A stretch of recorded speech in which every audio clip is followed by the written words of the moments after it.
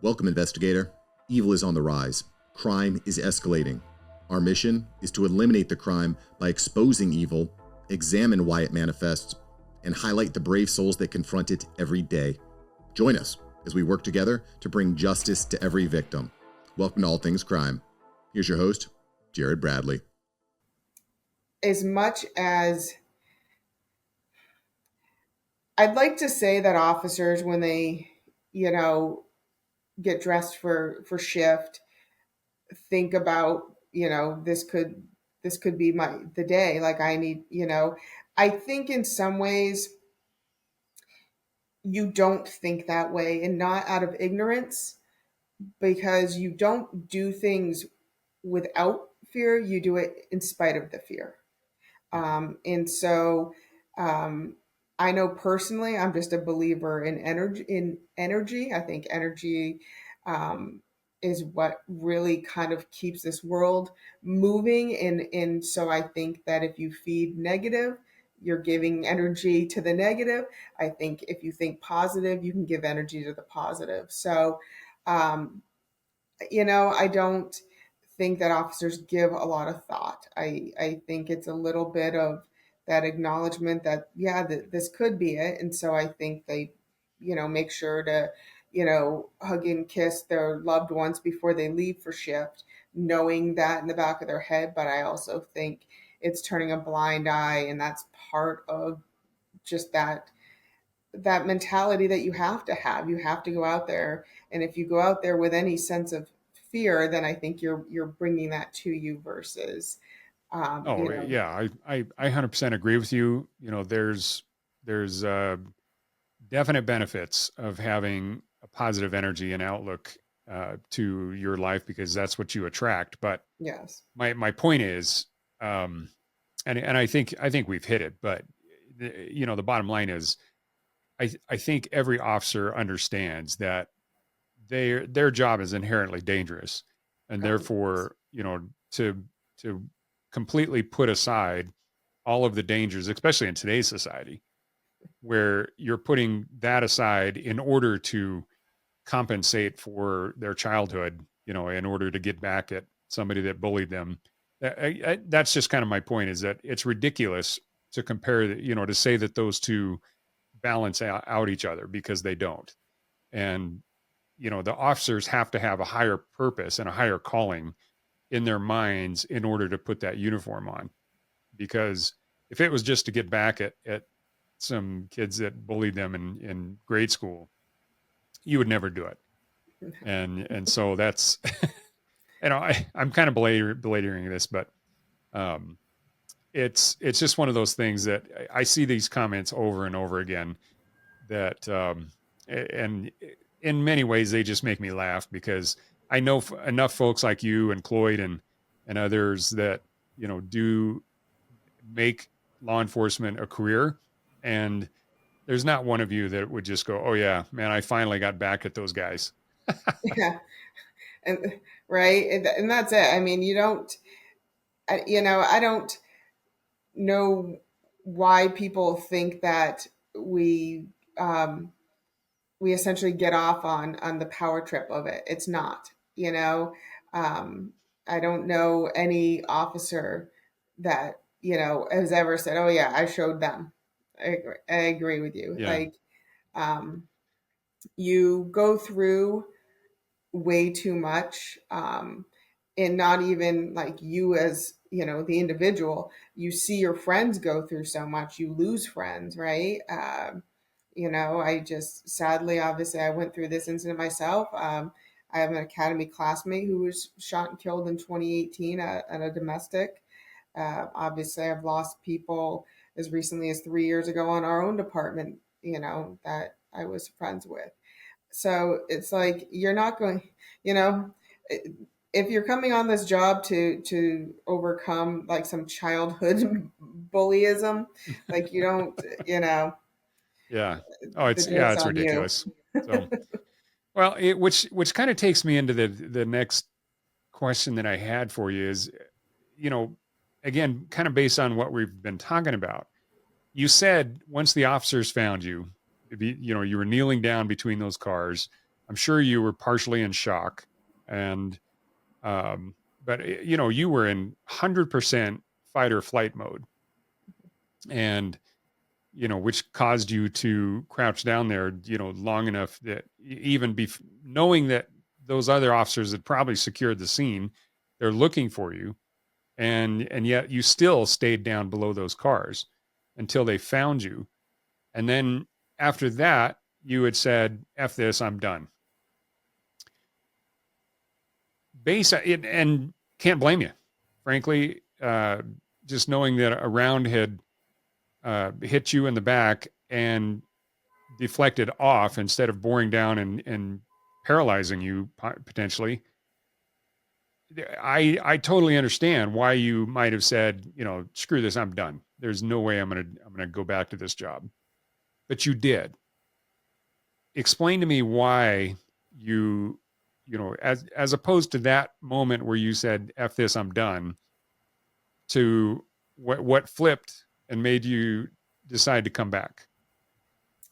Um, I have to give a lot of credit to, honestly, I guess I have to say even the citizens as a whole. I was going to say of Seattle, but I got such support nationwide.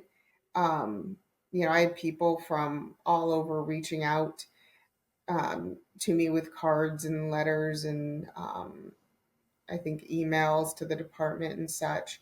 But then, of course, my colleagues and brothers and sisters. But I, they carried me essentially for the first few days because you said that I was probably partially in shock. I would say I was wholly in shock. The things that I went through in the days following were just wild and crazy as far as the adrenaline dumps and not sleeping and everything. And, everybody just kind of carried me. Like I was absolutely numb. But I recall, so this was on a Saturday. It was that Friday was Tim's memorial, and I just I had kind of in my head, I felt supported and kind of carried in this bubble, if you will. And then I was with what had been my first FTO. Because of course I was so new in the department, I didn't really know anybody. And my first FTO, she was the person I knew the most because she was the only person I'd spent time with. Just because I had spent 20 shifts with her or what have you. So I was with her. We were driving in the procession, and I just remembered being overwhelmed with the support that I saw of everybody along the procession route. And I remember the exact moment of seeing, and I can't remember if I spoke to this when I spoke in DC, but I remember seeing these two little Boy Scouts that were in uniform. And they, I guess, were technically probably even Cub Scouts if we're being technical about it, because they were so young. And they both were standing with their salute with their two fingers. And I just remember, and as I'm speaking of this, I'm still getting goosebumps because the visual is so strong. I just remember seeing them and realizing like their respect of this fallen officer and everything that they realized. And at that moment, I just thought, why am I going to let somebody who I don't know, because at that time the suspect hadn't been caught. Why am I going to let somebody else like change the course of my life? Like that's giving them an awful lot of power. And I just thought this is what I want. And so it was that very moment I just remember thinking, nope, this is the best decision I've ever made. I'm not quitting. And so from that moment forward, I just, again, all the energy was poured going forward. Yeah, So nice. Well, I think what you're describing there is, again, that support is also that brotherhood. And there's just a way of bonding. Like, all the guys that I went through, not only, I mean, I went through basic training in 1986 with the Army. And I guarantee there's still guys from that I could call up. I'd have to track them down, but I could call them up and say, "Hey, I need a place to crash," and they'd say, "Yeah, man, come on over." And that kind of brotherhood, because you develop a bond with the people that you're around, that you're going through a unique experience with, that nobody else can really understand. And that's why when people talk about the thin blue line, to me, uh, that's kind of the same thing. Is, I experienced it with the military, but you experienced it with the police academy. And then, feeling, even though you were brand new, those guys, you were saying you didn't know a lot of these officers, you just met them that night. And yet those guys, the moment they got that call, they were literally pedal to the metal, flooring it, trying to get to your location to help you. Mm-hmm. And where else can you find that kind of loyalty and that kind of brotherhood in life?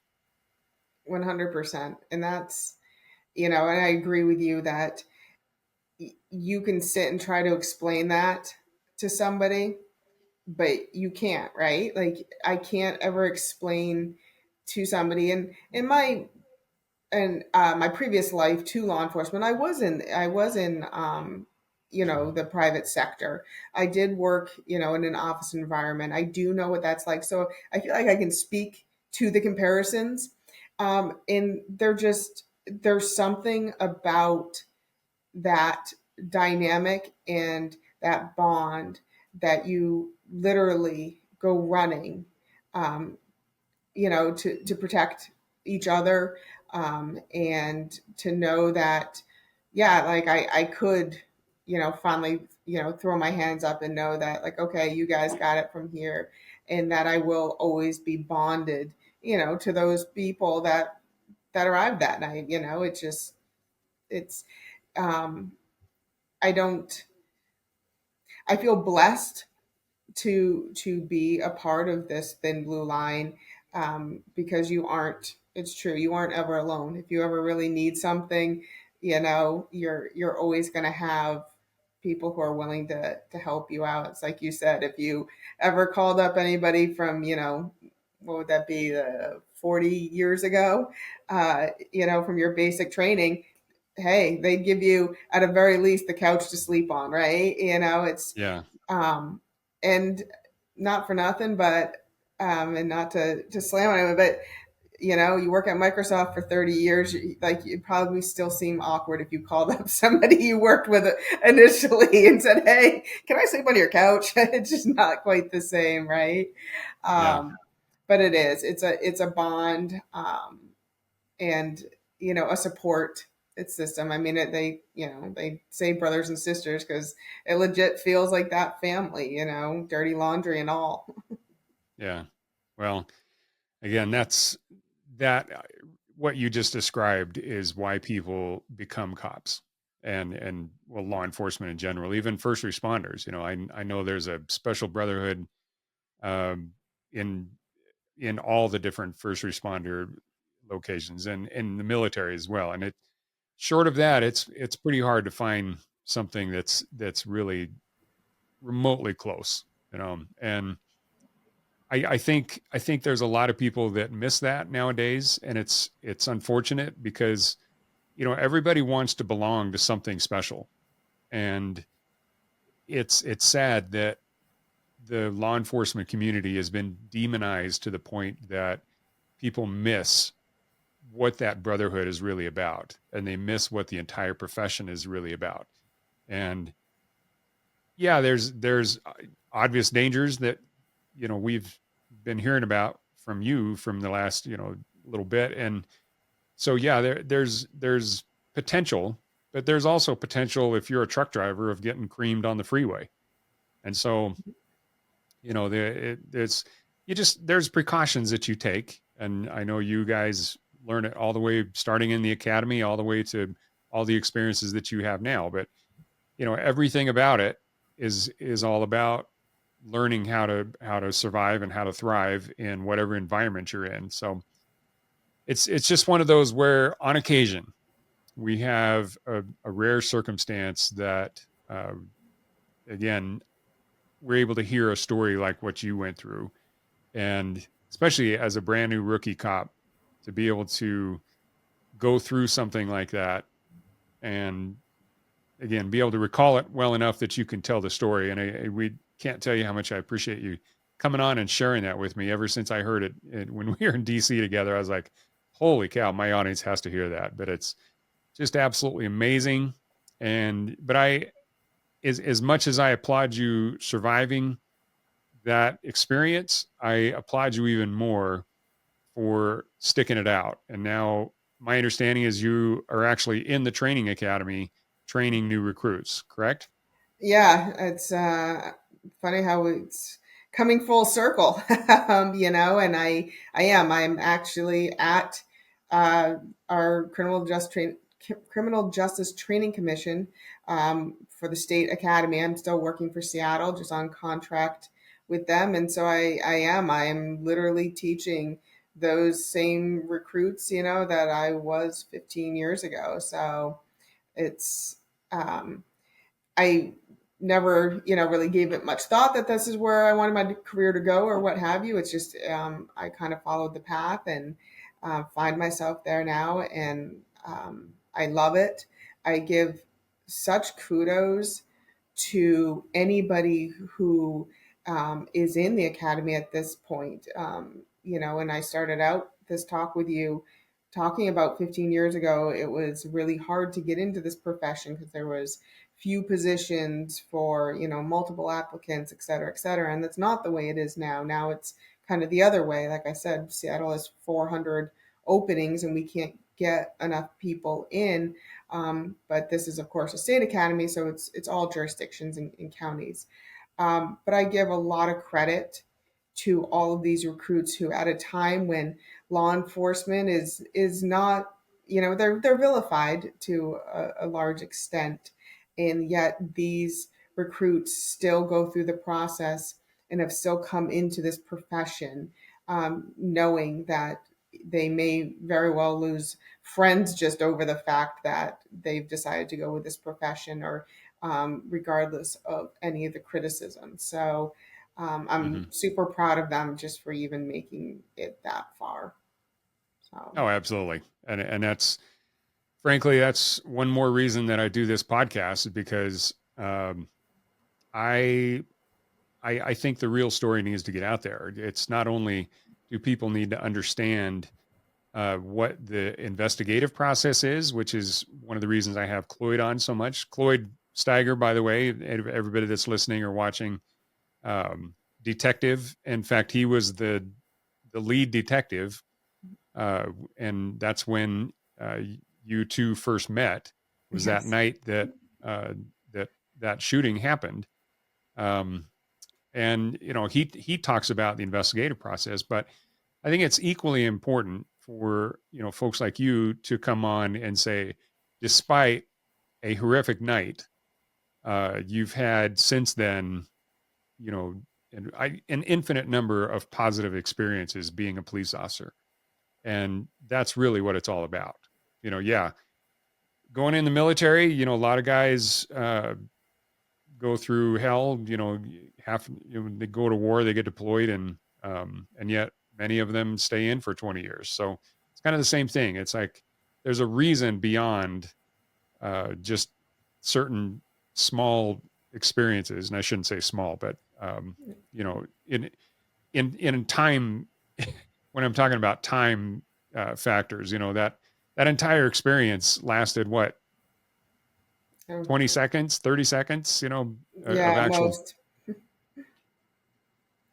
No, it's really, it's true. I yeah. would never, I tell my recruits, they, some are maybe aware of this. I don't necessarily speak to it, not for any other reason than I just, I want them to go in and have their own experiences, and, don't ever want to scare them either. But, I would never choose to do anything else, even after everything that we went through the last, 4 years in this profession. I love what I do. I love going to work. I am so lucky. I don't, I have the ability to retire in 5 years, and I don't know that I will. I just don't know that I will.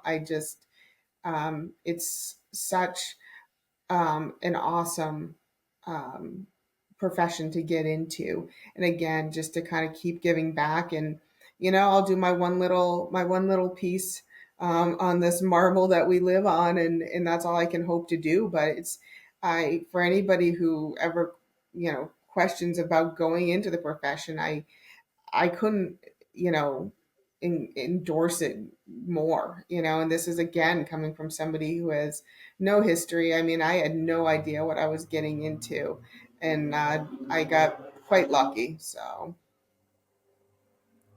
Yeah. All right. Well, Brit, on that note, I'm going to say thank you for coming on to the show and telling your story. And again, if anybody has, they want to, learn a little bit more about that night, is there a website or anything they can go to learn about it?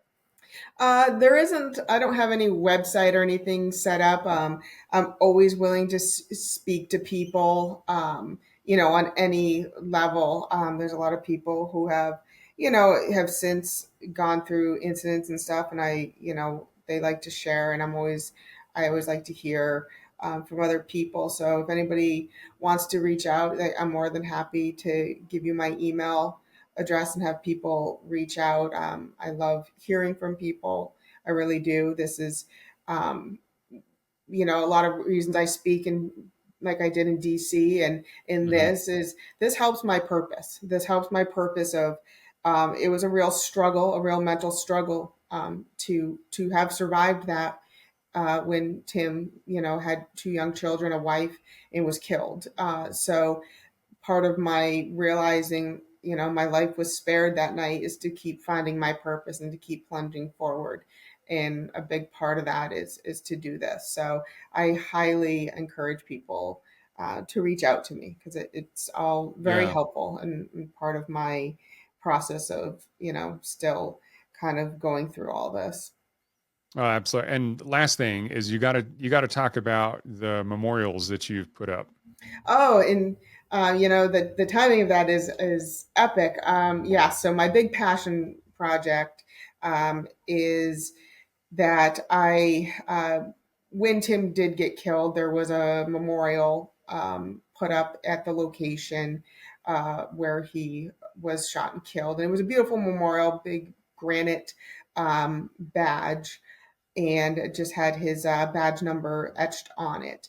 And a couple years ago, it dawned on me that none of our other fallen officers in Seattle have memorials or anything um, to do with their death, which is embarrassing to speak to, but the truth. And so I did a grant, proposed it to our Seattle Police Foundation, which is obviously a nonprofit that supports Seattle PD, and they agreed to pay for one of these memorials each year for our fallen officers, and um, so they cost about 16,000 a piece. So we actually just 2 days ago secured the funds for our next memorial, which will be going up in May, for Officer Joselito Barber, who was killed in 2006. And this Thursday, we are doing our dedication for our fallen officer, Lexi Harris, who was killed in 2021, was struck by a vehicle during a collision investigation. And so her dedication is going to happen this week. And again, like I said, we secured funds for the following one. And so if anybody wants to read about that, the SeattlePoliceFoundation.org website has talks about that Fallen Memorial project that I do. And that's another big purpose, if you will. Yeah. I just constantly keep opening doors, trying to, make sure that I'm not taking for granted that, yes, my life was spared by, you mentioned an inch. If I had been an inch taller, I would say even a centimeter taller might have been a bad day. So I Yeah. don't take that lightly. So thank you for letting me speak to that. Oh, of course. And I'll try to get all of those links in the show notes so everybody can Awesome. go to the show notes and click on those and follow you. So again, appreciate everybody listening, watching. Make sure to subscribe and definitely check out the foundation and stuff that's going to be in the show notes. So thanks for joining us. Your attention today brings us one step closer to exposing and eliminating the evil that brings crime to our communities. Hit subscribe and share this episode. Together, we will bring justice to every victim.